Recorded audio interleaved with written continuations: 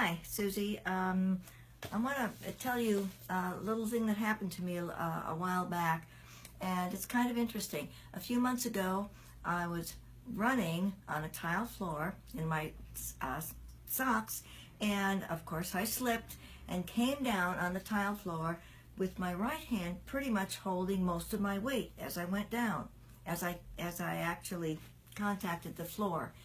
And it hurt a little bit, but I went on to work with one or two other people in a physical sense as a therapist. And by that afternoon, I was really in pain. And I was looking at my wrist thinking, this is not too good. So anyway, I started to drive home. I could, handle the wheel, etc. But my range, instead of being full like this, same as my other hand, this happened to my right hand, it had decreased. So I was only able to move my wrist maybe back and forth, just maybe about 20-25 degrees. And the same with the tips of the fingers. It was pretty painful at that time.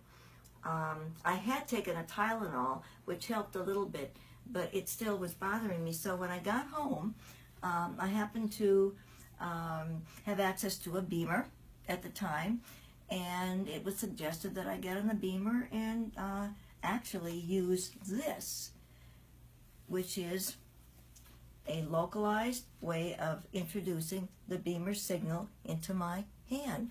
So what I did, I kind of felt that this would hopefully help, but I wasn't sure. I put this device on my wrist, on the inside of my wrist, and also I also kind of alternated it between the fingers, but it was primarily the wrist. And within more than likely 8 to 10 minutes, I called my roommate and said, "Hey, you got to come see this."